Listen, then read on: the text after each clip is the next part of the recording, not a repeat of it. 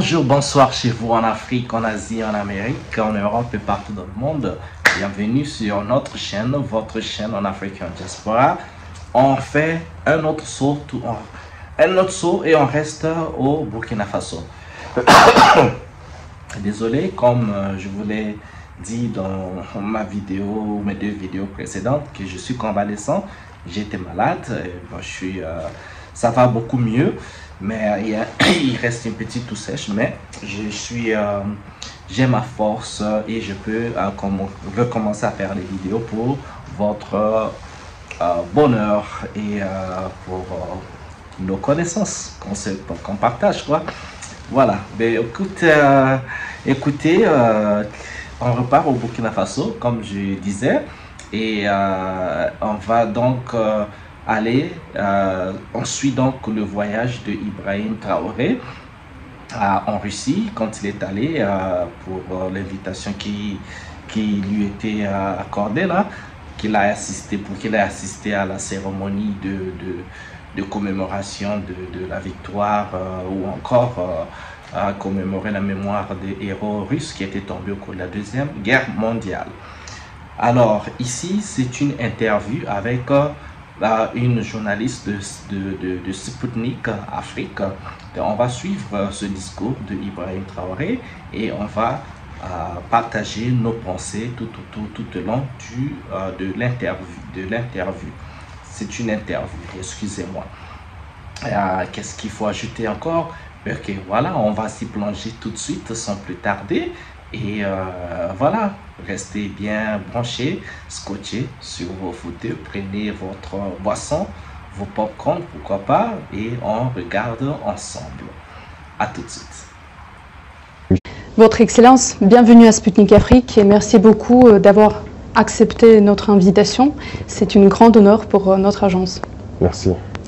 Votre Excellence, donc votre déplacement se déroule dans le cadre des célébrations à l'occasion du 80e anniversaire de la victoire de Russie dans la Grande Guerre patriotique. Hier, vous avez donc assisté au défilé sur la place Rouge. Que retenez-vous de cette expérience? Quelle était l'ampleur des célébrations, à votre avis? Peut-être quels équipements vous ont le plus impressionné? D'accord, merci beaucoup. Comme vous l'avez situé, le contexte, c'est bien la célébration donc, de la victoire de la Russie, dans la Grande Guerre patriotique, comme c'est dit.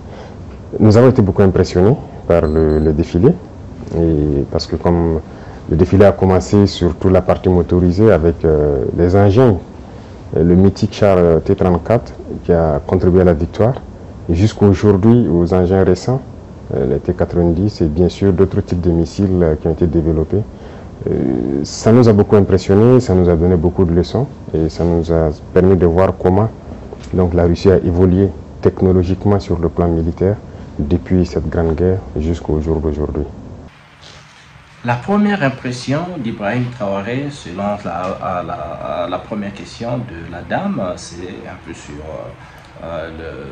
la parade et donc l'armement. Ibrahim Traoré, n'oublions pas, c'est un capitaine, capitaine, donc il est formé, bien formé. Il nous a bien prouvé qu'il c'est un vrai capitaine. C'est un vrai militaire, hein? Un militaire qui va au front, hein? Pas un militaire qui mange les hamburgers ou un militaire qui mange à checker là. Non, on est un vrai militaire. Et donc il a la connaissance de l'armement. Il a regardé les chars T-30 qui ont combattu pendant la Deuxième Guerre mondiale avec son évolution jusqu'au T-90. Mais on va noter ici que commémorer la 95e anniversaire, c'est très important. Pourquoi? Remarquez ceci, quand on voit sur les médias occidentaux, ou même quand la France va célébrer le débarquement normand, donc le débarquement normand, ça s'est passé en Normandie, quand tous les alliés, les États-Unis, les Anglais, tout le monde a fait une débarration au niveau de la Normandie pour aller attaquer, bien sûr, les derniers remparts des nazis. Et donc, chaque année en France, on fait la commémoration de ce débarquement, on appelle débarquement normand. Et dans ça, les Occidentaux, vous allez remarquer, ont réussi, ou bien n'ont pas réussi, ils font des efforts de pouvoir écarter la Russie de la victoire de la guerre, alors que c'est la Russie qui, en majeure partie, a contribué à gagner la guerre. Parce que la Russie a perdu plus d'1 million de soldats au cours de cette guerre. C'est la Russie, et c'est la Russie qui avait une plus grande armée. En plus, dans le temps, c'était pas la Russie, parce que c'était l'Union soviétique. Ok, l'Union soviétique qui comporte tous les pays slaves, l'Ukraine, la Biélorusse, Finlande et tous les pays environnement, Latvia, Lettonie et tout ça. Je vous demanderai de regarder sur Google. Ok, donc mais c'est la grande Russie, c'est l'URSS qui a contribué à gagner la guerre aux côtés d'une autre armée qui était aussi puissante, c'était les États-Unis. C'est pas la France, les gars, parce que la France, vous êtes sans ignorer que la France était envahie par les Allemands. La France, Hitler a marché sur les Champs-Élysées. S'il n'y avait pas la coalition, et aussi s'il n'y avait pas les Africains, ok, ce qu'on appelait les tirailleurs sénégalais, mais qui étaient en fait les combattants africains venus de partout en Afrique et qui ont aidé en fait à gagner la guerre. Mais on veut écarter, on veut donner la victoire, créditer la victoire de la Deuxième Guerre mondiale qu'aux pays occidentaux et aux États-Unis, et le reste on veut les écarter. Continuons sur notre interview, on reviendra pour faire de petits commentaires. D'accord. Monsieur le Président, et pourquoi a-t-il été important pour vous de répondre à l'invitation du président Poutine et de rejoindre la Russie dans ces célébrations?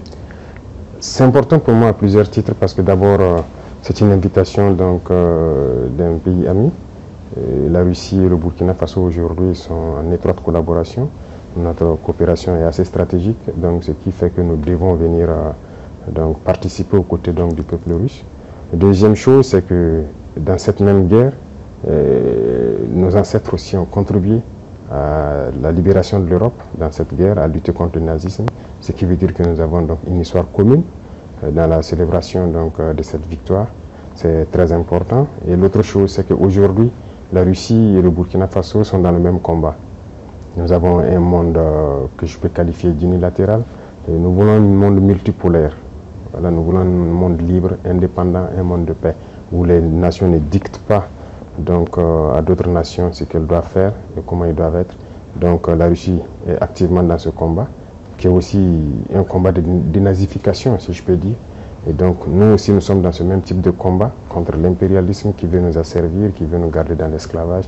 Donc nous avons les mêmes perspectives. Donc c'était très symbolique qu'on vienne participer aux côtés du peuple russe à cette célébration.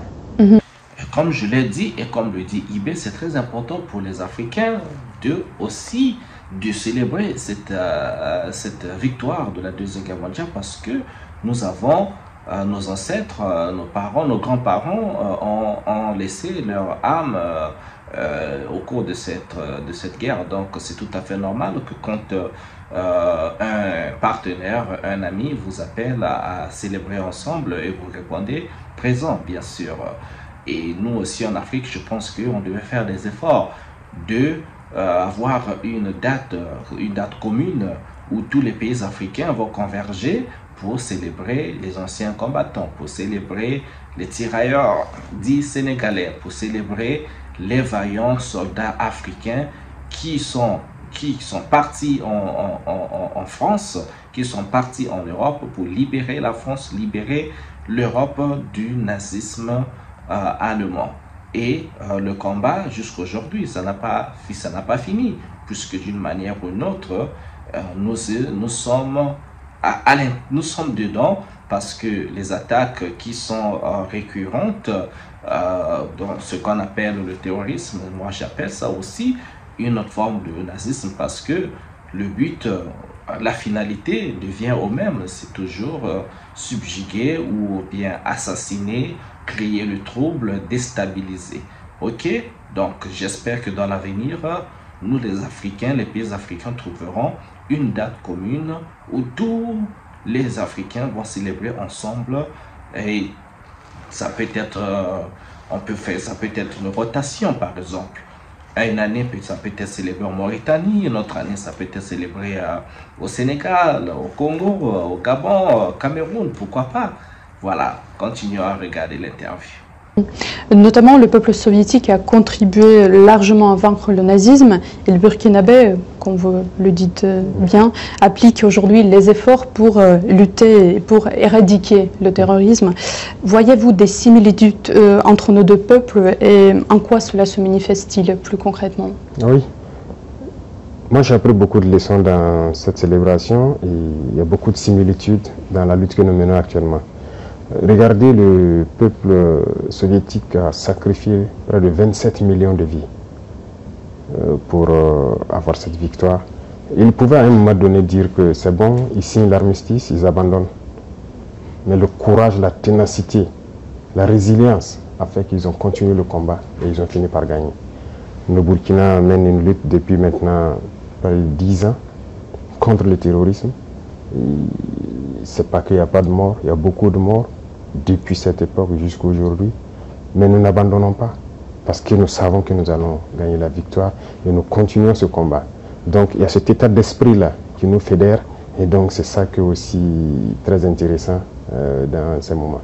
Ici, s'il faut parler de la similitude entre le combat contre le nazisme et le combat contre le terrorisme, eh bien, vous savez, bon, sur nous, en parlant du terrorisme, le terrorisme en Afrique sert vraiment à déstabiliser. Dans le temps, quand moi je grandissais, quand j'entendais parler des organisations terroristes, c'était le Hezbollah, c'était Al-Qaïda, mais après il y a eu une montée d'une autre forme de terrorisme qui est devenu un terrorisme assez bizarre. Pourquoi je dis bizarre? Pourquoi? Parce que dans le temps, on entendait quand Al-Qaïda ou Hezbollah, ou bien ce dont les Occidentaux qualifiés de terroristes, faisaient une action néfaste, ok, ils réclamaient toujours quelque chose. Ils disaient, bon, si telle action, si une bombe a explosé quelque part, c'est parce que c'est nous qui avons nous avons recommandité l'action et nous nous proclamons comme les commanditaires du désastre et on le fait parce que nous voulons ceci. Il y avait parfois des kidnappings, on kidnappe une grande personnalité ou bien un membre de famille d'une grande personnalité pour demander une rançon. Mais aujourd'hui, surtout depuis 2008, quand Barack Obama est arrivé au pouvoir, il y a eu donc, non, je vais rectifier, surtout en 2011 quand il y a eu donc l'avènement de World Trade Center à New York, quand les avions qui avaient fait rouler les immeubles à New York, donc il y a eu donc la guerre contre le terrorisme était déclarée. Donc l'Irak a été pris pour cible et étant pris pour cible, et les Américains ont déclaré leur guerre contre l'Irak fondée sur la détention des armes à destruction massive. Ben, l'histoire nous a montré que en fait c'était un prétexte, c'était tout un mensonge parce que même les terroristes qui avaient fait écrouler les tours jumelles à New York étaient d'origine afghane, ils venaient de l'Afghanistan et non de l'Irak. Mais les Américains sont allés attaquer l'Irak, le reste c'est l'histoire. Maintenant avec Barack Obama, quand il faut revenir, nous avons vu la montée de l'État islamique, ISIS. Ça a commencé en Syrie, mais avec le discours qu'ils ont répliqué en Libye, qu'ils ont répliqué un peu partout, ils disaient, bon écoute, c'était un groupe de rebelles qu'il fallait soutenir parce qu'ils sont en train de protéger les populations. Donc il fallait les armer. On reviendra peut-être sur cette vidéo pour trouver les discours de Barack Obama et de la pression aussi qu'il avait au sein du Congrès américain, qui lui disait qu'il fallait aller bombarder la Syrie. Et donc, pour soutenir les rebelles, le soutien aux rebelles, le soutien militaire et financier a transformé ces rebelles en groupe islamiste. Avant Barack Obama, on ne parlait pas de ISIS. Donc voilà pourquoi tout le monde dit, et même le président actuel Donald Trump dit, c'est l'administration Barack Obama et Hillary Clinton qui ont créé le groupe terroriste ISIS. Mais qu'est-ce qu'on remarque encore? Il y a eu la montée de Boko Haram au niveau du Nigeria, il y a eu El Shabaab. au niveau de ce qui est Al-Shabaab qui a attaqué au niveau du Kenya, donc l'Afrique de l'Est. Donc aujourd'hui, on a compris que le vrai terrorisme n'existe plus parce qu'ils ne réclament rien. Les terroristes arrivent, les terroristes se sont transformés en des éléments de déstabilisation de pouvoir. Ils sont contrôlés par un groupe invisible, ils sont financés, ils ont des armes parfois plus performantes que les armes de l'armée nationale des pays d'Afrique. Ils sont très bien équipés et bien payés, et vous pouvez comprendre qu'il y a des entités beaucoup plus puissantes qui sont derrière ces organisations dites terroristes qui servent aujourd'hui d'outils de déstabilisation des pouvoirs. Tout simplement ça. Quand ils viennent les déstabilisent, ça permet à ceux qui les soutiennent de contrôler la zone, de soustraire les richesses, on leur donne des miettes et les milliards et les ressources sont partis ailleurs. C'est à ce qui sert le terrorisme. C'est à quoi sert le terroriste aujourd'hui. On l'a vu en Libye, on continue à le voir, et moi c'est là qu'on voit les similitudes entre le nazisme et le terrorisme. La déstabilisation, la destruction. Et j'apprécie bien le combat de Ibrahim Traoré, Abdourahmane Tiani et Assimi Goïta, ou encore tous ceux qui sont là farouchement de défendre leur nation en combattant ce type de terrorisme. On continue à suivre l'interview. Et comment analysez-vous l'influence de la victoire soviétique lors de la Seconde Guerre mondiale sur le processus de décolonisation de l'Afrique? Que serait-il arrivé, si on peut essayer d'imaginer, à l'Afrique si le nazisme avait gagné? Ça a beaucoup contribué, je peux dire. Alors, si le nazisme avait gagné, je ne peux pas imaginer. Mais j'imagine, vous savez que les gens ne respectaient pas le noir. Jusqu'à aujourd'hui, ça continue. On a toujours qualifié le noir de sous-homme. Certains nous voyaient comme des animaux, en fait. Vous avez suivi les histoires de la colonisation, de l'esclavage. Les noirs ont été torturés, exposés dans des cages comme des animaux sauvages en Europe et tout. Les noirs ont été castrés pour les empêcher d'avoir même de la progéniture. Les noirs ont été traités comme moins que des animaux. Vous savez que au Congo, on trouvait que le carton coûtait plus cher que la peau du noir. On préférait sécher le caoutchouc sur la peau du noir que de payer du carton pour sécher le caoutchouc. Le noir a beaucoup souffert. Donc de l'esclavage pendant des siècles et des siècles, la colonisation. Et cette guerre, vous voyez qu'on est venu prendre nos ancêtres sans leur consentement. Aller les mettre en boucherie, en première ligne. Et au retour encore, vous avez appris ce qui s'est passé au Sénégal. Quand ils ont voulu réclamer leur argent, on les a tués. C'est-à-dire qu'ils ne considèrent pas le noir. Et ça, ils sont allés se battre aux côtés de soi-disant alliés, qui les traitent comme ça. Mais imaginez si c'est le nazisme qui avait gagné. Ça allait être une catastrophe. Donc voilà pourquoi j'ai dit que c'était une lutte à mener. C'était une vraie folie dans le monde. C'était une lutte à mener et l'Afrique a participé. Et aujourd'hui, on peut dire merci parce que le peuple qui a consenti le plus grand sacrifice, c'est le peuple soviétique. Personne n'a perdu autant d'hommes. Personne n'a connu autant de destruction pendant la guerre que le peuple soviétique. Donc nous sommes reconnaissants et je pense que c'était nécessaire pour que le monde soit aujourd'hui et que l'Afrique aussi puisse espérer continuer. Merci beaucoup pour votre réponse. À la question que se serait-il arrivé à l'Afrique si le nazisme avait gagné, mais écoutez, la réponse d'Ibrahim Traoré est très claire.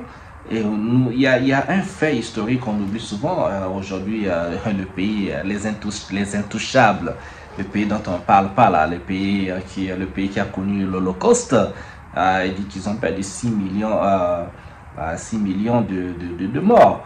Et après aujourd'hui, dans le monde occidental, on fait passer ce drame comme étant, voilà quoi, le chaos le plus sempiternel ou bien l'événement le plus chaotique qui est jamais arrivé à l'humanité. Mais on oublie qu'il faut quand même avoir l'honnêteté d'admettre que les peuples noirs ont souffert.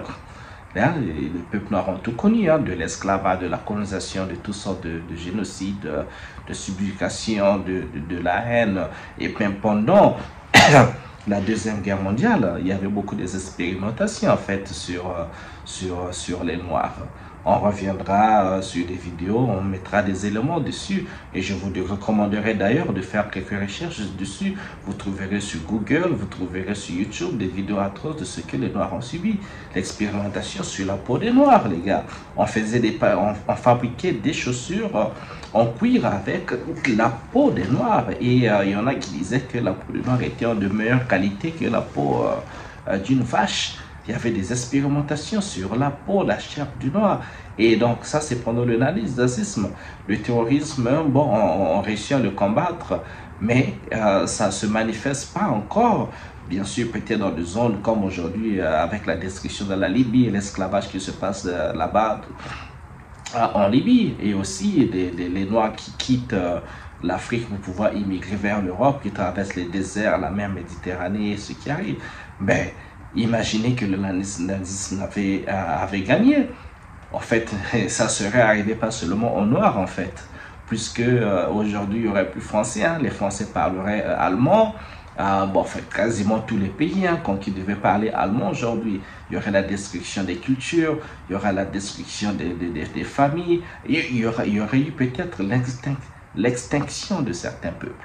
Pourquoi pas? Donc le pire serait arrivé. Le reste, Ibrahim Traoré l'a dit, hein, de toute façon, nous on est conscients de ça. C'est peut-être que ceux qui sont haineux ou les racistes qui pensent que nous les Noirs on ne sait pas, mais nous sommes très présents, conscients de notre histoire. Nous sommes très conscients de la haine que le monde porte sur les personnes de teint foncé. Nous le savons bien. Peut-être ils pensent qu'on le sait, mais nous le savons, puisqu'on a conçu plusieurs lexiques sur leur comportement envers les personnes noires. Donc, c'est un secret de polichinelle, ok? Mais par contre, étant conscient de ça, je demanderai aux Africains, les Africains qui ont souvent l'habitude de pardonner facilement, d'oublier facilement. Non, on peut pardonner, mais il ne faut jamais oublier. Parce que l'histoire est peut-être têtue, l'histoire a tendance à se répéter.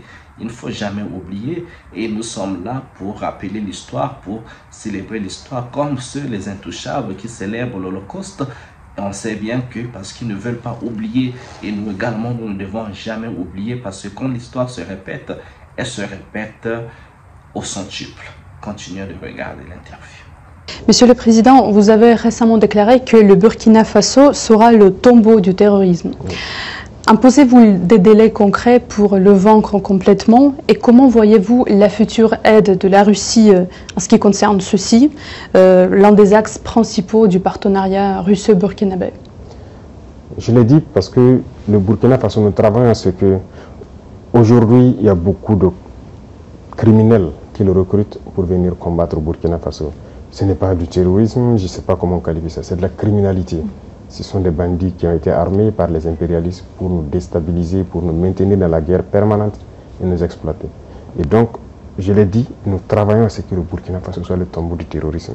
Il faut que, lorsqu'on recrute quelqu'un pour venir combattre au Burkina, qu'il préfère se suicider. Et ça va arriver. Parce qu'on les équipe, on les forme, on les donne la technologie, ces criminels-là, mais nous nous adaptons permanemment. Actuellement, nous sommes dans une phase assez particulière. Ils ont acquis de nouvelles technologies, de nouvelles techniques de combat et tout, grâce donc au soutien de ces impérialistes-là. Mais donc, nous avons étudié la situation et nous allons avoir la réponse tout de suite face à tout ça. Donc, vous allez le voir. Le terrorisme va finir, je ne veux pas donner un délai, mais le terrorisme va finir. Et très vite, aussi vite qu'on le peut. Et la Russie, tout ce que nous demandons, c'est surtout l'apport, je dirais, intellectuel. Voilà, aider à former intellectuellement sur notre industrie militaire qu'on doit développer et aider à former les jeunes gens sur tout ce que nous pouvons développer pour faire face à cette guerre-là. C'est cette partie qui nous intéresse le plus. À ces deux questions concernant donc les terrorismes au niveau du Sahel, Burkina Faso, Niger, Mali, un peu partout, Nigeria d'ailleurs, moi, je pense que Ibrahim Traoré, c'est quelqu'un qui a un franc-parler. Il dit ce qu'il faut dire et clairement et nettement, sans détour, sans pensée, sans remords. Et parce qu'on peut sentir la détermination de la personne à libérer son peuple contre le terrorisme. Et le terrorisme aujourd'hui, c'est comme il a dit, mais c'est des bandits, c'est des groupes, des gens qui sont armés pour le seul objectif de venir déstabiliser, parce que on ne connaît pas leur objectif. C'est quand la dernière fois avez-vous vu un terroriste passer à la télé, à la radio, pour dire, bon voilà, nous voulons ceci, nous on attaque parce qu'on veut la libération de tel peuple, parce qu'on veut protéger nos cultures, parce que avant ça se faisait. Dans le temps de Osama Ben Laden, on avait de temps à autre des vidéos comme ça, on dit non, il y avait un discours de tel terroriste qui faisait telle réclamation avec des otages. Ils demandaient nettement ce qui est dans le concept. Rapidement, les terroristes ont demandé ceci pour libérer la zone. Il faudrait leur accommoder de telle ou telle manière. Et une fois c'est fait, ils disparaissaient, ils repartaient chez eux. Bon, aujourd'hui, il n'y a pas de recommandation, il n'y a pas de demande, il n'y a pas de requête, il n'y a rien, il n'y a que des attaques. On tue dans le village, c'est vraiment le terrorisme. C'est juste un seul objectif, déstabiliser. Et quand on déstabilise une nation et que vous êtes perpétuellement en train de combattre ces groupes armés, mais vous n'avez pas le temps de développer d'autres secteurs de votre nation, d'autres secteurs de l'économie, parce que la plus grande partie du budget national devra être dirigée vers le combat contre le terrorisme, alors que ces milliards devaient servir à construire des écoles, des hôpitaux et autres. Donc ça devient une distraction à atteindre les objectifs nationaux. Et la coopération avec la Russie, moi je pense que ça permet au Burkina Faso ou à les deux autres États du Sahel d'arriver à se procurer des moyens de défense. Et ce sont des armes. Et vous avez entendu Ibrahim Traoré, vous avez même entendu le ministre, plutôt le secrétaire des Affaires étrangères malien, Abdoulaye Diop, qui disait que même quand vous avez l'argent, vous voulez acheter les armes. Les Occidentaux vous refusent d'acheter, de vous vendre les armes. Mais la Russie vend les armes, pas peu comprendre. La Chine vend les armes. Et ceux qui sont allés jusqu'à acheter en Turquie, ils vendent les armes parce qu'ils comprennent ce combat. Vous êtes une armée nationale. Mais comment allez-vous combattre un groupe d'armées, des terroristes, et surtout des groupes qui ont des armes parfois plus perfectionnées que les vôtres? Comment? C'est pas avec les pierres, mais non, il faut acheter les armes, il faut avoir les armes supérieures et performantes et avoir la formation adéquate des militaires. Ce n'est que comme ça qu'on peut respecter une nation et respecter les armées, et ce n'est que comme ça que ces prétendus terroristes réfléchiront 1000 fois avant de s'attaquer à une nation. Et on n'est plus là à la défensive, mais on est à l'offensive. Avant, les armées attendaient pour défendre, mais non, maintenant là, il faut aller les chercher là où ils sont pour les éliminer carrément. On continue à suivre cette interview. Et plus concrètement, quel matériau, peut-être quel équipement vous intéresse le plus? Déjà, je peux dire merci parce que la Russie fait partie de l'un de ces rares pays dans ce monde-là qui a pris du matériel militaire venir nous donner pour faire la guerre. Donc ça, c'est significatif. À part la Russie et la Chine, il n'y a pas personne, sinon même pire. Ailleurs, on veut payer, même on refuse de nous vendre. Mais là, ils ont compris qu'on est en guerre. La Russie aussi mène son opération spéciale. On sait que ce n'est pas facile. Mais si dans ça, ils ont pu prendre du matériel, venir donner au Burkina Faso, je pense que c'est déjà très important. Mais c'est comme je l'ai dit, la Russie contribue à nous former. Tout ce qu'on paye, les militaires russes forment les militaires burkinabés sur l'emploi de cet équipement et tout ça. Mais nous voulons continuer à développer nous-mêmes l'industrie militaire avec l'accompagnement de la Russie qui a une très grande avance sur le monde, je dirais, en matière d'armement. Donc nous devons faire cette collaboration étroite pour que nous puissions avancer dans notre guerre. En parlant du monde multipolaire, moi c'est un avis que je partage avec le capitaine Ibrahim Traoré, parce que au sortir de la Deuxième Guerre mondiale, les nations étaient affaiblies. La grande URSS était affaiblie et quelque temps après va être dismantelée pour devenir la Russie. Ok, donc l'Ukraine va devenir indépendante, la Finlande et tous les autres pays. En ce niveau-là, c'était un coup fatal parce que si Staline n'étant pas, il n'y avait pas des hommes forts. Je pense que ça s'est passé, la dislocation de l'URSS s'est passée sous Mikhail Gorbatchev. Et donc Mikhail Gorbatchev n'était pas un président aussi fort et c'est sous lui que l'URSS s'est disloquée. Les nations étaient faibles, la Chine était très faible parce que la Chine en ce temps fut colonisée par les Japonais qui ont fait souffrir les Chinois d'une manière atroce. Et après, la Chine est tombée sous l'occupation des Anglais qui ont mené leur guerre de l'opium. Et il y a eu la guerre, il y a eu une catastrophe de la faim en Chine. Pas de boulot et beaucoup de famine. Ils étaient traités comme des chiens.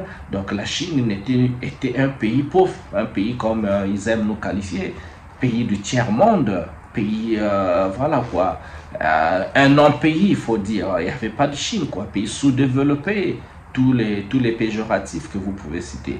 Et il n'y avait pas la Turquie affaiblie, il n'y avait pas une économie forte en Turquie, il n'y avait pas l'Arabie Saoudite, il n'y avait pas le Qatar, il n'y avait pas les Émirats Arabes Unis, donc Dubaï, il n'y avait pas ça, il n'y avait pas en Amérique latine, eh bien c'était la catastrophe, pas de Brésil. Donc en fait, les pays qui sont sortis, la première puissance qui était très forte pour sortir de la Deuxième Guerre mondiale, number one, c'était les États-Unis d'Amérique, parce que pendant la Deuxième Guerre mondiale, et encore pendant la Première Guerre mondiale, les États-Unis ont vendu beaucoup d'armes, ont financé, et la guerre ne s'est pas tenue au territoire américain. Le seul événement qui s'est passé en territoire américain, c'est Pearl Harbor. Pearl Harbor, un port au niveau de Hawaï, donc un territoire américain, loin dans les îles, loin de la surface de terre américaine. Comme c'est un territoire américain, c'est là-bas que les Japonais avaient attaqué, et ça donnait aussi un prétexte aux Américains d'entrer dans la Deuxième Guerre mondiale. Mais il n'y a pas eu mort sur des civils, mort sur des soldats, comme ça s'est passé au territoire européen. Et donc le monde unipolaire s'est défini à partir de là. Tout se passait au niveau des vainqueurs de la guerre, donc et ça devait être donc, les Français, les Italiens, les Espagnols, les Américains. Bon, l'Allemagne était morcelée, hein, on a dépossédé l'Allemagne de ses territoires en Afrique, parce que n'oubliez pas que la conférence de Berlin s'était passée à Berlin de 1884 à 1885, ok? Et donc c'est là-bas qu'ils avaient décidé de morceler l'Afrique, et chacun s'est partagé l'Afrique comme un gâteau. L'Allemagne avait des territoires en Afrique, comme la Namibie. Donc on avait un exemple. Sinon, on a dépossédé l'Allemagne des territoires en Afrique. Et donc, les vainqueurs sont sortis. Ceux qui sont sortis vainqueurs ils ont pu construire des économies fortes. Et donc, le monde unipolaire, c'est eux qui dictaient aux peuples les plus faibles ce qu'il fallait dire. Ils influençaient leur politique, leur économie, leurs finances, leur société. Une influence totale. Ben, là, on a célébré. Excusez-moi les gars, comme je vous ai dit, j'étais malade, je suis convalescent, j'essaie de retrouver mon punch. Et là, qu'on venait de célébrer donc les 95e anniversaire donc, de la victoire des Russes sur les nazis. Il faut comprendre, ça fait près d'un siècle, ok? Ça fait près d'un siècle. Donc pendant tout ce siècle-là, tous les pays qui étaient faibles se sont mis à réfléchir, se sont mis à se reconstruire, se sont mis à bâtir, ok? Et pendant que les vainqueurs se sont assis sur leur laurier, ils étaient tellement confidents, assis sur leur laurier, tellement confiants en insultant les autres, en donnant des noms aux autres, ils sont devenus aveugles, ils ne voyaient pas quand les autres se construisaient. Ils n'ont pas vu la Chine venir. Aujourd'hui, la Chine, c'est la première puissance économique du monde. Ils n'ont pas vu la Russie venir. Au début de la guerre Russie-Ukraine, ils disaient quoi? Oui, la Russie, tous les péjoratifs. Mais aujourd'hui, on comprend que la Russie, elle a fait face aux armées de l'OTAN. Ils n'ont pas vu la Turquie venir. La Turquie aujourd'hui qui vend les drones même à la Russie, à l'Iran. La Turquie devient une puissance non négligeable dans le monde. Et la Turquie est une puissance économique. Tout le monde va à Istanbul pour faire du business. Tout le monde va à Dubaï pour faire du business. Il n'y avait pas de Qatar. En 30 ans, vous avez vu comment le Qatar s'est construit avec le pétrole. Vous avez vu comment l'Arabie Saoudite s'est construite avec le pétrole. Vous avez vu comment les Émirats arabes unis se sont construits avec le pétrole. Aujourd'hui, vous allez à Dubaï ou au Qatar, rien à envie avec la France. C'est beau, c'est riche, ils ont tellement d'argent, c'est comme ça. Et de la même manière, ils sont aveugles. Ils ne verront pas l'Afrique arriver. Ils continuent à insulter l'Afrique. Oui, l'Afrique, voilà, les gens, c'est la jungle, les gens qui vivent, voilà quoi, dans les forêts, sur les arbres, des gens qui n'ont pas accès, qui n'ont pas de télévision, qui ne sont pas éduqués, qui sont ceci, toutes les négativités, tout ce qu'on raconte sur les Africains, et vous le connaissez. Mais ils ne verront pas venir non plus quand l'Afrique deviendra ce géant. Ils ne verront pas ça parce que l'orgueil, l'arrogance et surtout l'ignorance, ça consomme. Continuez à regarder l'interview. Merci beaucoup.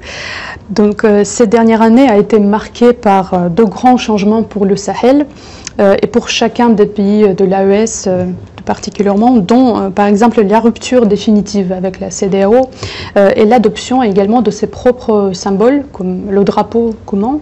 Dans ce contexte, comment décririez-vous le Burkina Faso d'avant et d'après, et comment évaluez-vous l'Alliance des États du Sahel comme un format de coopération régionale? Y a-t-il des projets d'élargissement, probablement? Oui. Pour comprendre l'AES aujourd'hui, il suffit de regarder la jeunesse africaine. Je pense que la jeunesse africaine a espoir que c'est un modèle d'union. Et nous, dirigeants de l'AES, ça nous donne une pression. Et nous devons réussir. Parce que l'Afrique a besoin maintenant de s'unir. On était dans une organisation qui était censée être une organisation où il y a la solidarité, la coopération, l'entraide et tout. Mais on ne peut pas être dans une organisation où vous dites frères et à un moment donné on coupe l'électricité pour que les malades meurent à l'hôpital, que l'économie s'arrête, on ferme les banques pour que vous ne puissiez pas avoir accès à quoi que ce soit, vos transferts pour acheter le minimum vital, les médicaments et tout, on a empêché ça à certains peuples sahéliens. On a même formé une armée pour venir combattre des peuples sahéliens. Pendant que le terrorisme sévit depuis des décennies, ils sont incapables de lever un seul soldat pour venir combattre. Ça, ce ne sont pas des frères, il ne faut pas se voiler la face. Et ça, ce ne sont pas les peuples, ce sont les dirigeants. Sinon, les peuples, quand vous regardez, même ces pays de la CEDEAO et tout, les peuples soutiennent et comprennent l'élan de l'AES.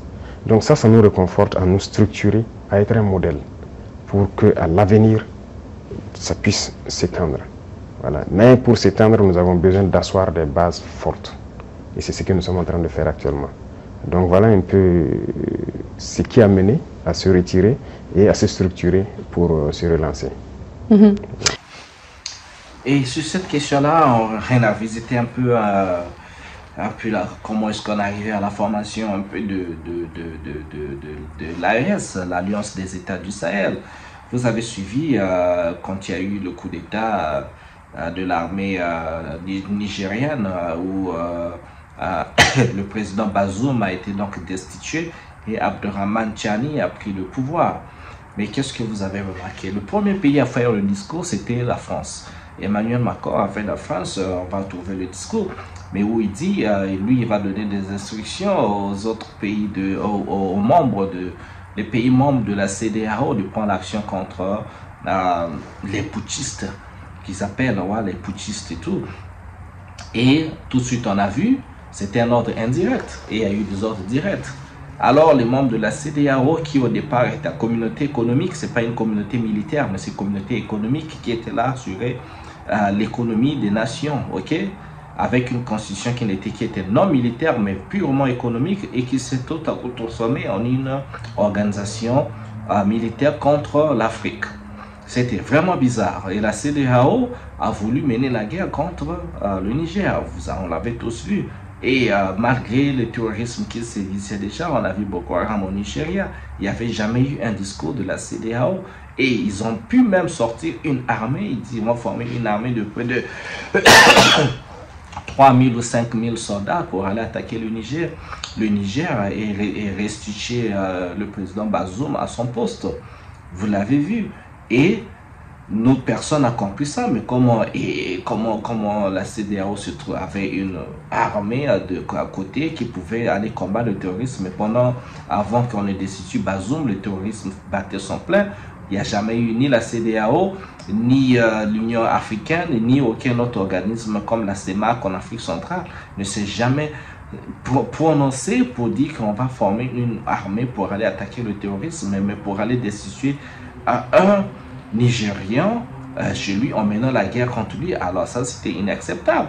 C'est de telle manière, face de cette injustice, de ce comportement assez bizarre, que les Maliens qui, eux aussi, combattaient le terrorisme depuis plus de 10 ans déjà, et le Burkina Faso, se sont mis ensemble pour voir conjuguer leurs efforts, conjuguer leurs forces, et créer un bouclier autour d'eux contre toute attaque, ni de la CEDEAO, les valets ou encore de leurs maîtres occidentaux, parce qu'on a vu des éléments de la CEDEAO aller rencontrer les membres de l'Union européenne pour leur demander le soutien militaire, le soutien de l'arme et le soutien financier pour qu'ils aillent attaquer le Niger.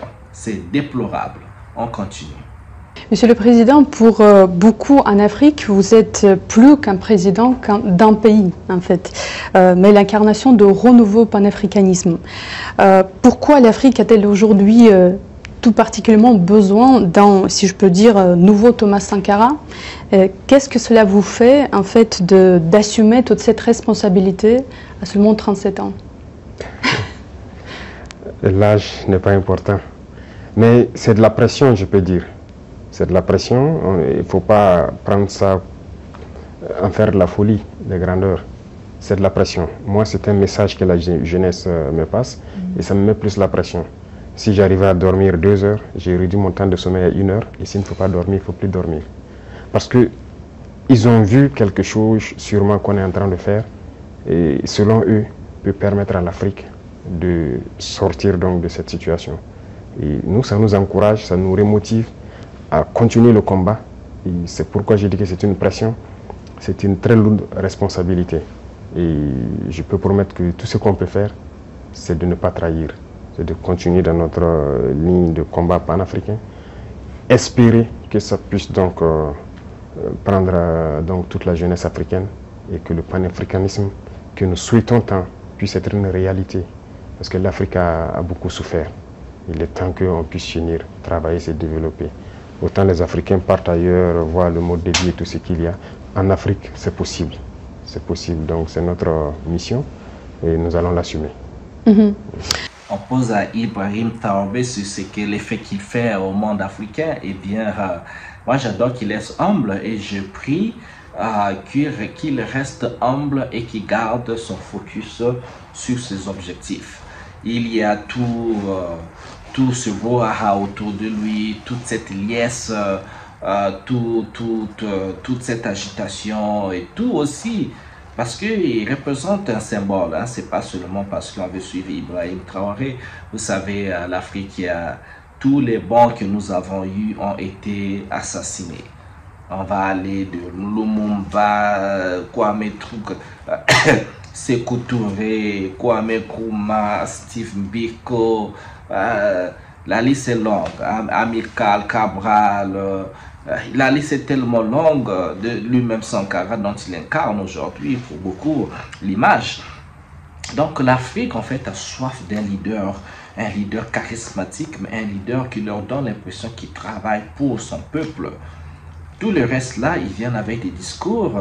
Quand ils sont au pouvoir, on les voit rouler dans des belles voitures, ils ont des gardes du corps, ils vivent dans des maisons de luxe. On voit tout leur entourage.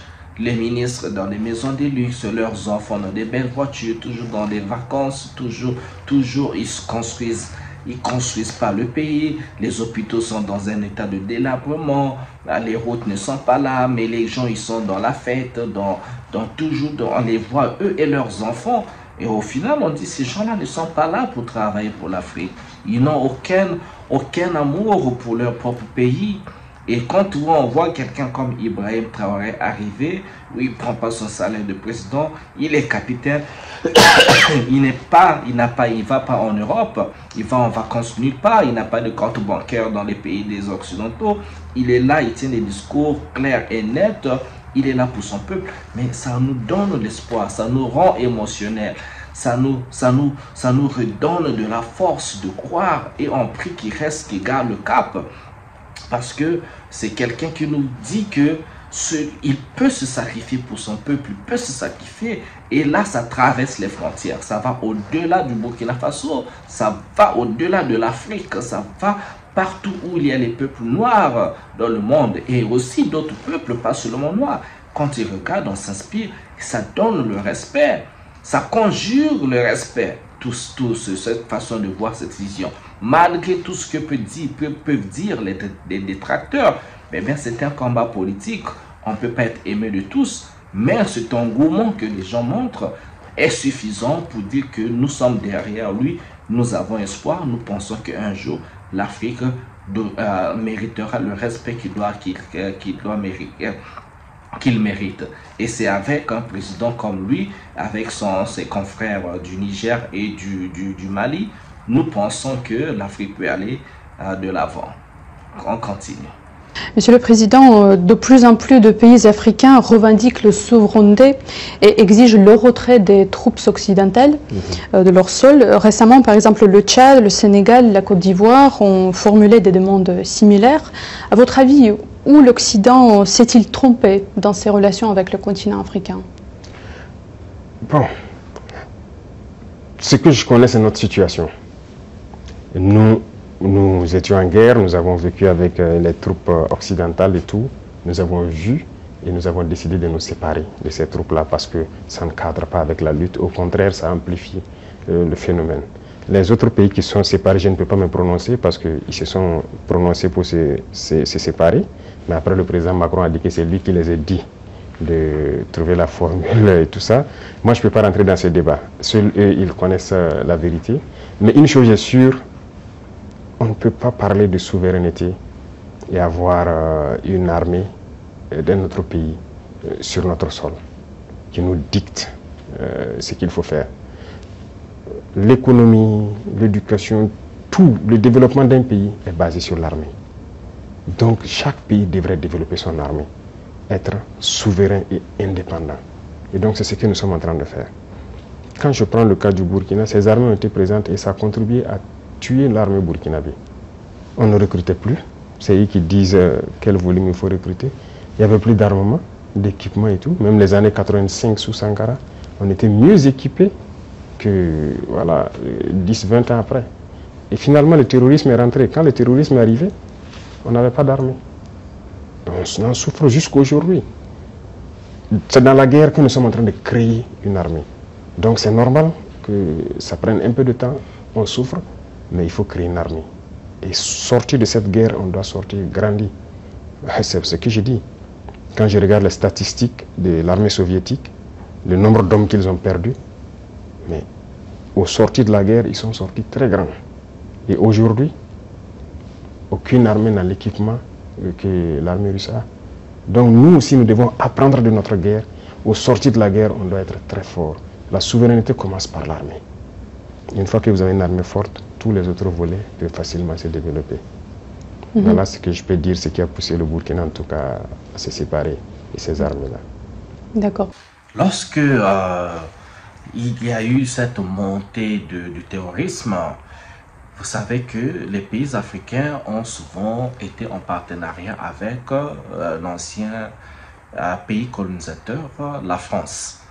Et donc, ces pays, au départ, avaient fait appel à la France pour pouvoir les aider à combattre le terrorisme. Et ces pays, c'est les pays du Sahel, Mali, Niger et le Burkina Faso. Et d'ailleurs, avant même ces pays-là, il y a eu aussi le Nigeria avec Boko Haram.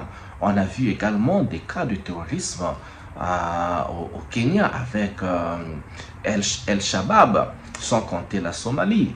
Ok, alors que 20 ans plus tôt, ces mouvements de terrorisme n'existaient pas en Afrique. Mais comment cela arrivait? Bon, on va parler de cet apport ou bien de ce partenariat ou cette collaboration que ces pays-là ont voulu avec la France. Pour parler des pays de l'AES, ça fait de cela maintenant 12 ans quand ils ont appelé de l'aide à la France, donc à l'armée française pour combattre le terrorisme. Mais qu'est-ce qu'on a vu? 10 ans plus tard,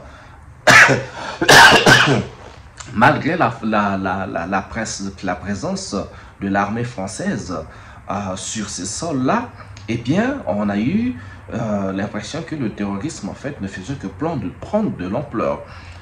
Comment peut-on comprendre qu'une armée, l'une des armées les plus fortes du monde quand même, parce que la France aussi, il ne faut pas, c'est un pays non négligeable en termes de technologie. Ils ont des satellites, ils ont voilà, des missions, ils font des missions spatiales, ils ont leur entreprise de fabrication d'armes, Panard, qui fait tout, et ils ont l'intelligence, donc l'information.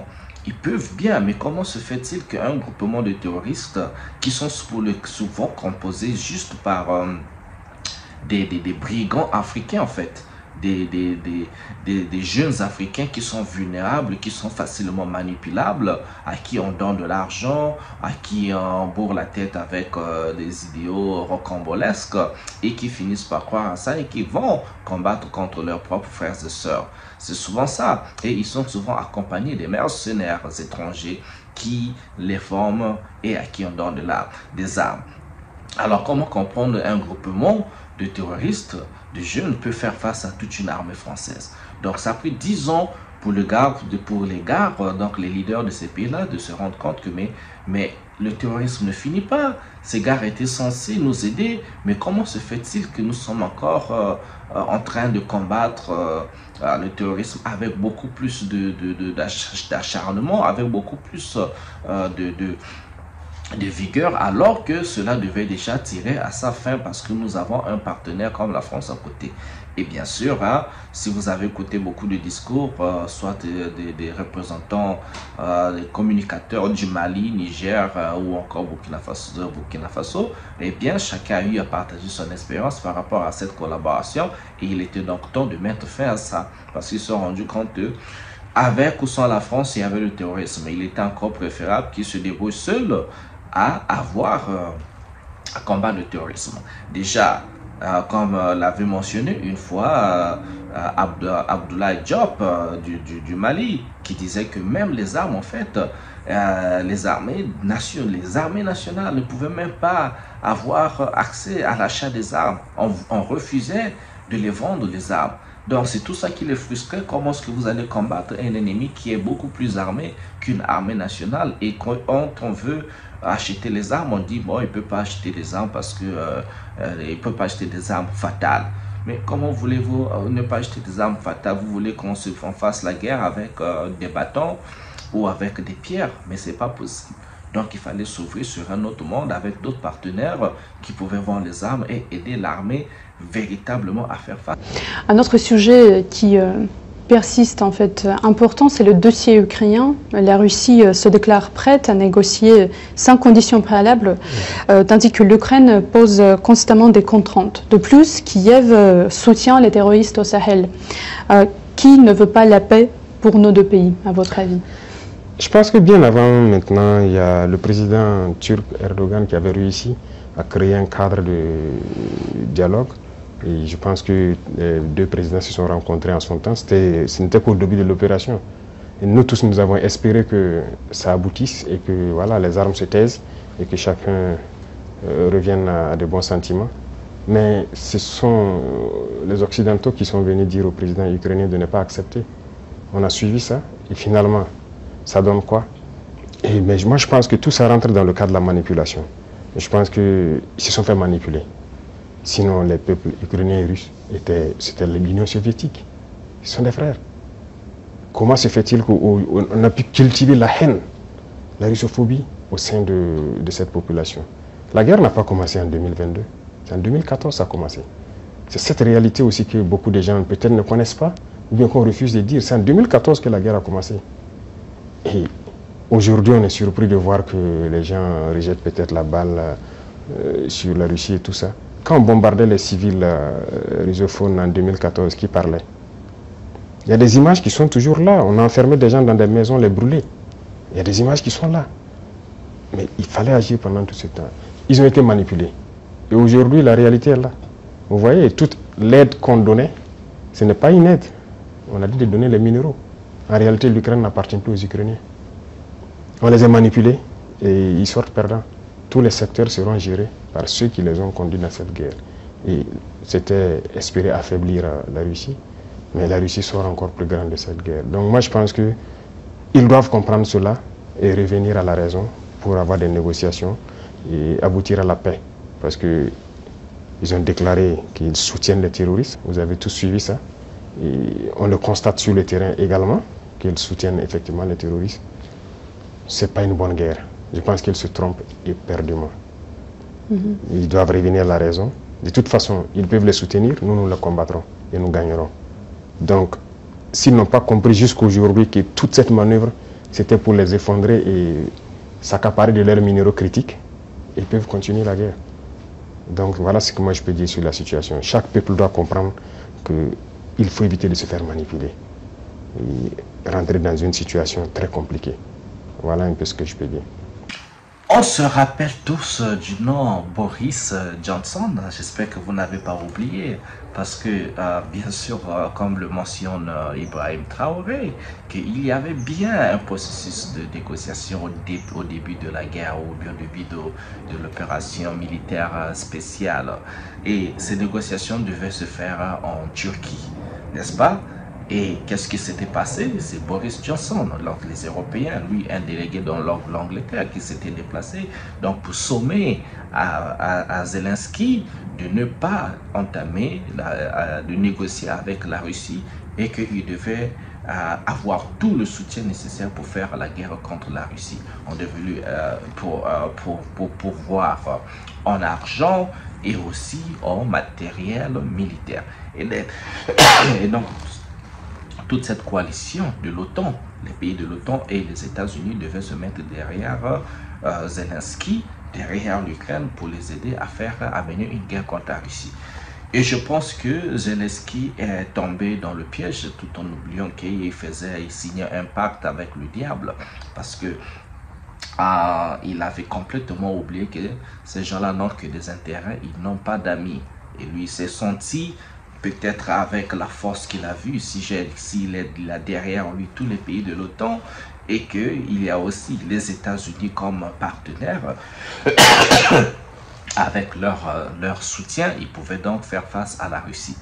Mais tout le monde avait sous-estimé la Russie. Vous vous rappelez, si vous avez bien suivi cette histoire au départ, les journalistes français qui ont tout dit sur la Russie. La Russie est faible, la Russie n'a pas d'armes, la Russie est en train de déboulonner des vieux chars de guerre de 1939, 40, 45, Deuxième Guerre mondiale, que la Russie est en train de prendre des puces dans des machines à laver pour pouvoir renforcer sa capacité électrique, électronique. Vous avez entendu parler de tout, que Poutine était malade, que l'économie russe va tomber avec des sanctions à n'en finir. Mais il y a eu un effet ricochet. Tout leur est revenu et aujourd'hui, ce n'est que l'histoire. C'est dommage parce que Zelensky qui pensait qu'on était en train de l'aider, comme je dis, il signait un pacte avec le diable. Mais quand le président américain Donald Trump est arrivé, qu'est-ce qui s'est passé? Tout de suite, il voulait un remboursement de toute l'aide, de tout l'argent qui a été donné. Et il veut 50% des matériaux rares, matières rares qui se trouvent dessous le sous-sol de l'Ukraine. Et vous avez peut-être bien suivi ce débat-là, qui est un débat honteux quand Zelensky était invité à la Maison-Blanche où il avait en face de lui Donald Trump et le vice-président TJ Vance, et vous avez vu la débâcle. Donc à la fin, les Américains répondre toujours à ce dicton de Henry Kissinger qui dit que si vous êtes être un ami des Américains, c'est dangereux, mais être un ennemi des Américains, c'est fatal. Tout ça se résume tout. Et aujourd'hui, l'Ukraine, Zelensky, ils en font les frais. Allez, on va continuer.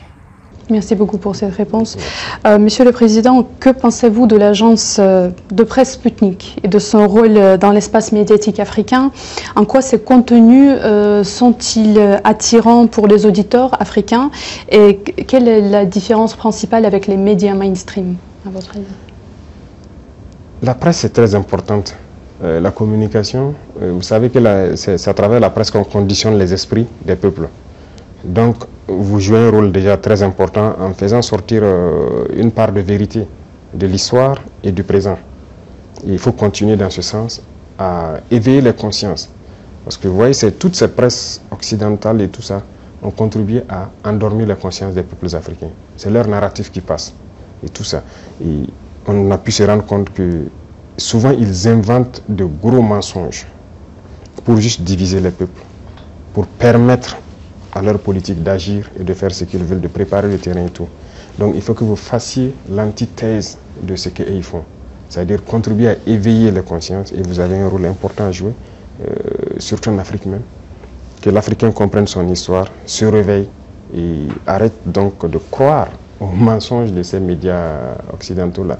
Et vous voyez, quand ça ne les arrange pas eux, quand on leur dit la vérité, ils ferment le média. Et chez nous, quand on ferme un média, ça devient tout un problème. Et ce qui est malheureux, c'est de voir même des Africains soutenir ça. Là-bas, ils ferment les médias comme ils veulent, quand ça ne leur plaît pas. Ces mêmes personnes ne parlent pas. Mais quand nous, on ferme les médias, vous voyez des Africains soi-disant intellectuels sur les plateaux télé, en train de... On ne sait pas qu'est-ce qu'ils ont pris, mais c'est dangereux. Donc vous avez un rôle très important à jouer, et tous les médias d'ailleurs, pour éveiller la conscience des Africains. Voilà, je dis que nous sommes là pour que les jeunes se réveillent. On n'est pas là dans cette logique de chercher à piller ou truc. On veut construire l'Afrique. Et si les jeunes ne sont pas éveillés, on va les endormir. On fait chanter nos louanges par ces médias occidentaux, on est bien, on est bien. Pourtant, non, c'est faux. Nous, on veut que quand on n'est pas bien, qu'on sache qu'on n'est pas bien. Voilà, et que d'autres personnes prennent le relais. Mais quand ils mentent aussi pour dire qu'on n'est pas bien, on va prouver le contraire. Donc, continuez à communiquer et à éveiller les consciences en Afrique. Voilà. Merci beaucoup. Merci. Moi, j'appelle les médias l'armée civile. En tout cas, les médias, surtout les médias mainstream, pas les médias indépendants qui ont le souci en fait de donner la vraie information aux populations. Et ils ont des journalistes, souvent des journalistes d'investigation, ceux-là qui vont sur le terrain pour rapporter les faits. Ok, mais par contre le mainstream média, qui est les médias occidentaux, ou encore on en trouve aussi en Afrique, comme Jeune Afrique, qui n'est même pas africain en fait, qui est basé à Paris avec un grand nom comme Jeune Afrique, ce sont des médias de propagande. Et les médias aujourd'hui, leur rôle, c'est de travailler l'esprit des populations, c'est de manipuler, excusez-moi, l'opinion publique. Eh bien, c'est ça. Leur tactique n'a jamais changé. Ça veut dire qu'eux, ils peuvent transformer un dictateur en un ange. Il faut dire, laissez-moi reformuler. Ils peuvent faire d'un diable un ange et d'un ange un diable. Ça, c'est le rôle des médias.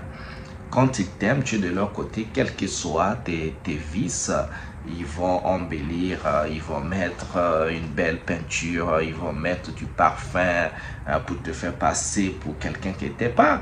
Et quand tu n'es pas de leur côté, et même si tu es un ange, quelqu'un qui est là pour son peuple, quelqu'un qui a une vision, mais tant que tu ne sers pas leurs intérêts, eh bien qu'est-ce qu'ils font?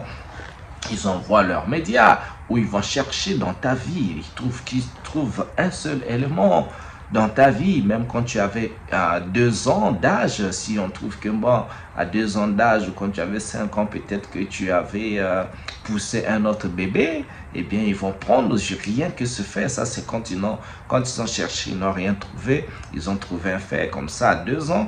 Ils disent, ben, lui, vous savez, Quand il avait 2 ans, quand il avait 5 ans, il avait déjà les gènes de la violence parce que, bon, il avait poussé un bébé comme ça qui est tombé.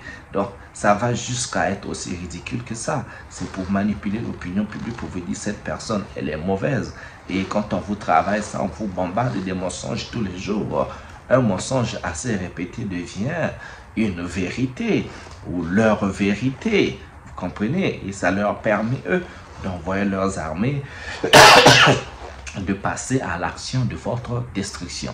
C'est ça le rôle des médias. Donc, il faut faire très très attention. Tu sais, nous les médias, quand je grandissais au Congo, on écoutait quasiment que les médias étrangers. Je crois jusqu'aujourd'hui, vous écoutez RFI, TV5 Monde, et il y en a qui prenaient, donc, et jusqu'aujourd'hui, il y en a qui prennent en fait RFI pour la voix de Dieu dans tout ce qui se passe. Donc oui, ils ont raison, ils sont ceci, mais non. Les médias aujourd'hui sont la propriété d'une poignée de milliardaires. Comme ça ne vous dit pas des milliardaires qui peuvent aller acheter des puits d'or, qui peuvent investir dans des compagnies, je ne sais pas, de transformation de ceci ou cela, mais s'intéressent à acheter des médias. Eh bien parce que c'est le pouvoir de manipulation, pouvoir de la publicité, pouvoir des ventes, c'est ça. Et cette poignée de milliardaires qui sont propriétaires des médias, c'est à eux de décider qu'est-ce qui passe sur leur chaîne et qu'est-ce qui ne passe pas. C'est comme ça que ça se passe aujourd'hui et donc il faut faire très très attention. Et comme a dit encore Ibrahim Traoré, eux c'est quand ça les arrange, tout devient démocratique. Quand ça ne l'arrange pas, tout devient dictature. Et on a vu au début de la guerre, qu'est-ce que les Français ont fait?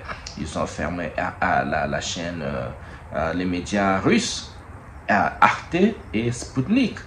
Mais quand les gens en Afrique font ça, en temps de crise, eh bien, ils crient que non, ouais, c'est des dictatures et tout. Mais pourquoi vous faites la même chose et quand nous on fait exactement comme vous faites, ça devient un problème.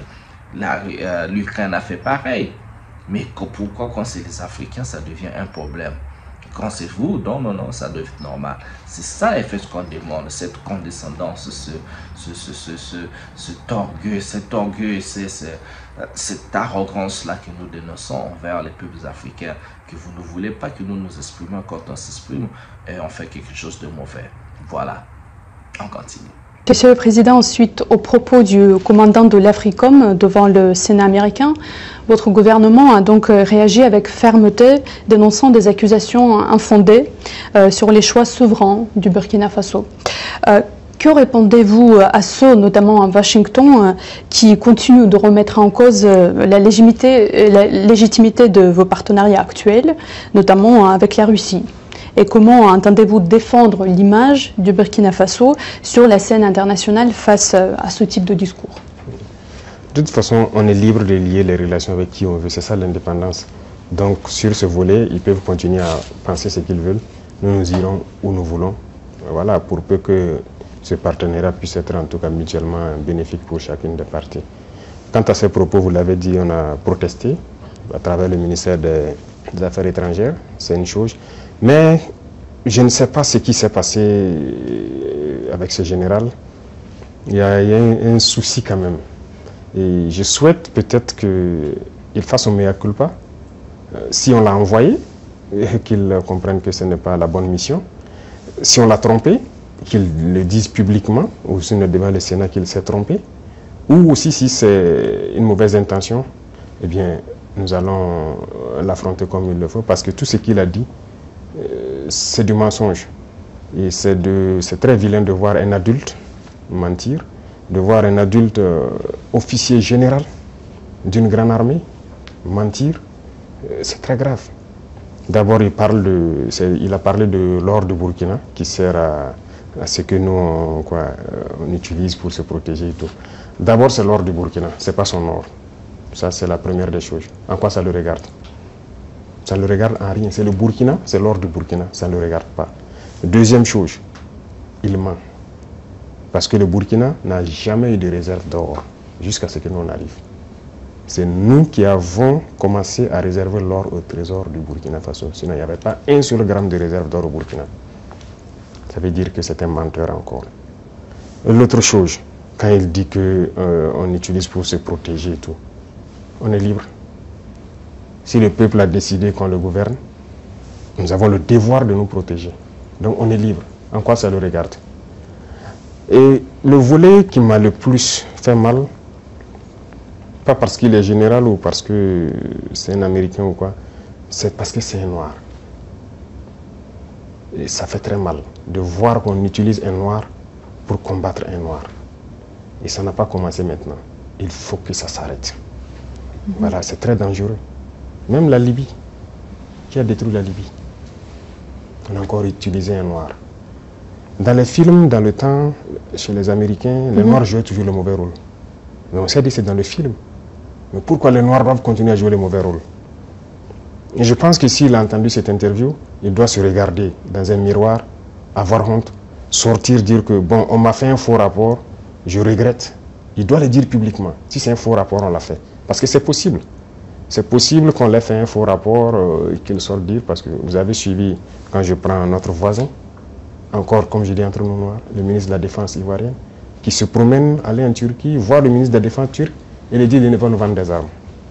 Vous voyez comment ça fait mal. Quand c'est un noir qui se comporte comme ça fait très mal. Est-ce qu'on a fait un faux rapport? Qu'il sorte le démentir.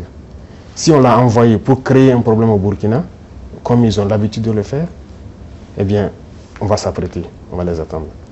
Parce qu'il faut que ça s'arrête maintenant. La race noire ne doit pas être utilisée pour combattre les noirs. Et chaque fois, c'est la même chose, c'est la même chose. Et c'est ce que nous déplorons. Et ça nous a fait beaucoup mal de voir que c'est un noir qui tient ces propos. C'est vrai qu'ils peuvent le regretter, par plusieurs canaux, ils essaient de se rattraper. Mais non, ça a été dit publiquement, il faut se rattraper publiquement. Voilà, nous, c'est comme ça. Nous ne sommes plus dans l'hypocrisie diplomatique, comme on aime le dire. Dire des choses haut et fort, et venir en bas dire non, on s'excuse, on n'a pas quoi. Il faut le dire publiquement. Donc, je les invite à se rattraper, à le dire publiquement, parce que la jeunesse africaine a compris, la jeunesse noire dans le monde entier a compris. Cette manipulation ne passe plus. Voilà, ça a toujours été le cas, utiliser de faux alibis pour espérer atteindre d'autres objectifs. Ça ne passe plus. Donc c'est regrettable, mais le Burkina reste dans sa lignée. Nous continuerons à nous développer. Et il a oublié de dire tout ce que nous faisons pour le Burkina. Ce que nous faisons, aucun régime ne l'a réalisé. Voilà, le développement socio-économique du Burkina, qui a fait, voilà, nous sommes en train de construire beaucoup de centres de santé, équipés en appareillage, les examens médicaux, et baisser les coûts des examens médicaux. Quel régime a fait pareil? Personne. Nous sommes en train d'agir sur l'agriculture, labourer gratuitement les champs des paysans, notre production a augmenté et tout. Qui l'a fait? Personne.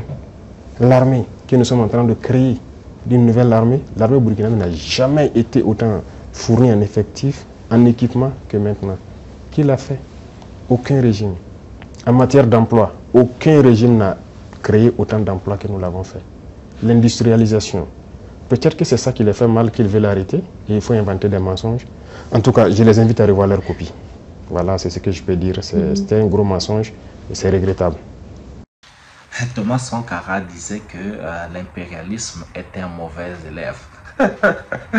Un élève qui n'apprend pas de ses erreurs et de son passé.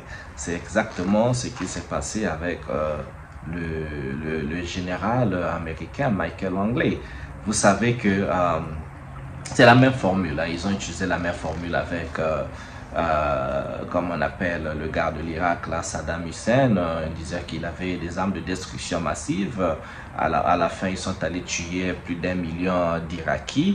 Et juste pour dire après que non, il n'y avait jamais des armes de destruction massive.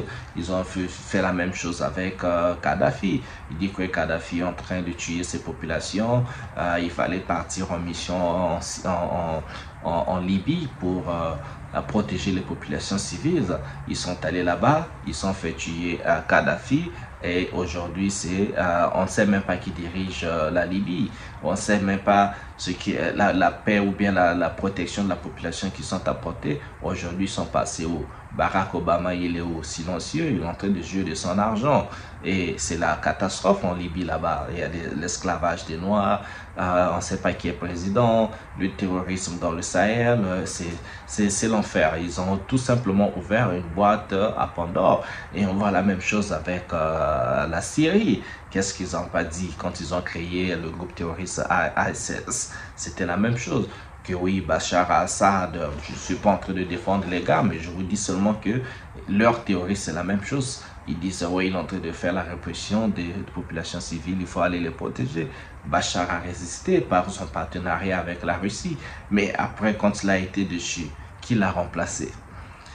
Un terroriste, un gars qui était dans leur liste noire ou leur liste rouge, je ne sais pas, choisissez la couleur. Le top 10 des terroristes recherchés par eux. Mais aujourd'hui, c'est le même gars qui devient leader de la Syrie. On a vu qu'il l'a déroulé récemment un tapis rouge accueilli à Paris par Emmanuel Macron, celui qui était terroriste. Ok? Et il sera bientôt accueilli à Washington. Ok? Qu'est-ce que ça vous dit? Ça vous dit? Ok? Maintenant, pour Michael Langley, devenir un général pour dire que non, mais voilà, le Burkina Faso utilise son or, d'abord c'est son or, c'est quoi son problème dedans, pour se poser la protection. Oui, c'est un président d'un pays avec tous les coups d'État qu'il a ratés, c'est normal qu'il assure sa protection. Et lui il n'a rien à voir, et c'est pas son business, c'est pas son pays, lui il est sur un autre continent, Ibrahim Traoré sur un autre continent, et c'est dommage, c'est un noir. Qu'on utilise comme on a utilisé Barack Obama, Condoleezza Rice et tout ce gars, Colin Powell, tous ces noirs, et la liste est assez longue, voilà. Et il a vu la réponse des populations du monde, d'Afrique, d'Europe, de tous les continents, au soutien à Ibrahim Traoré, parce que nous sommes derrière lui. Il est choisi du peuple, il est choisi des dieux, peut-être. Nous l'accompagnons dans sa mission parce que nous croyons en lui. Lui n'est pas seulement un parleur, il parle et il travaille. Donc nous sommes là pour eBay. Quoi de plus? Bon, mais écoute, qu'est-ce qu'il faut dire encore? Le message est très clair. Nous demandons à tout le monde de regarder la volonté d'Ibrahim Traoré de vouloir reconstruire l'armée, reconstruire l'économie de son pays. Mais c'est tout à fait normal. Il est arrivé au pouvoir, l'économie burkinabé était à terre. Il est en train de vouloir reconstituer, faire des réserves d'or. Plus tard, peut-être avec les deux autres membres pays de l'AES, faire une monnaie. C'est un processus, mais pour cela, il faut poser des bases. Donc, ce sont les bases qui essaient de poser. Voilà pourquoi c'était très regrettable ce qu'avait dit le général américain, qui accuse à tort Ibrahim Traoré. Et donc, c'est regrettable parce qu'on voit bien le jeu des Africains, le jeu des Américains, le jeu des Occidentaux, parce qu'ils ne changent pas de carte, ils utilisent les mêmes cartes tout le temps, et souvent ça marche, bizarrement, souvent ça marche. Mais je pense que cette fois-ci, tous les traîtres africains qui veulent toujours vendre l'Afrique, vendre leurs frères, leurs sœurs, vendre leur nation pour des petits grains d'arachide, quoi. L'argent qu'on vous donne, si on vous donne 5, même si on vous donnait $1 milliard, c'est rien par rapport à ce que eux, ils vont prendre chez toi. On vous détruit ton pays, ils prennent des milliards sur des années et des années. Toi, avec ton milliard, d'ailleurs, le plus souvent, quand on vous donne cet argent, qu'est-ce que vous faites?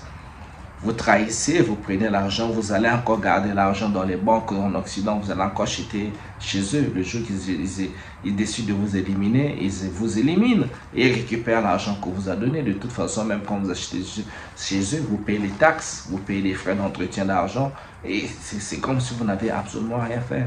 C'est vraiment regrettable.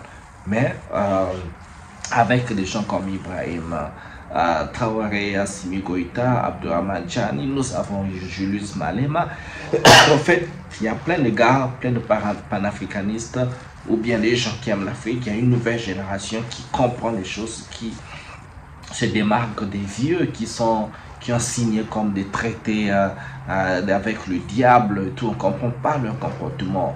40 ans de pouvoir, un jeune de 37 ans qui arrive, il arrive à 34 ans, il arrive en 2 ans et demi, de faire ce qu'il est en train de faire, parce que, encore ce qu'il faut souligner sur Ibrahim Traoré, en même temps qu'il fait la guerre, en même temps qu'il construit.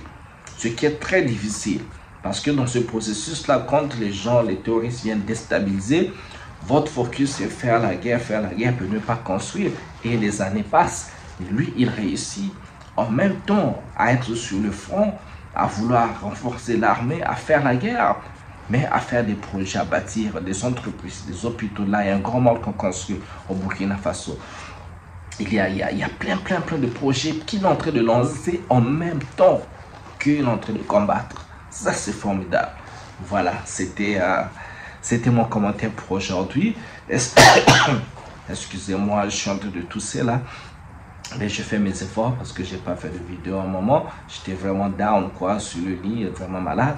Et donc, je vous adore les gars, partagez la vidéo, faisant passer le bon message à la jeunesse africaine ou à tous les Africains. Restons unis, restons soudés. Ne voyons pas que la personne, percevons le message et voyons la vision. Soyons pas émotionnels dans ce sens-là. Protégeons nos gars bien, protégeons nos gars qui font des efforts, même un minimum d'efforts, il faut les protéger. Je vous adore, on se retrouve à une prochaine vidéo. Ciao, ciao.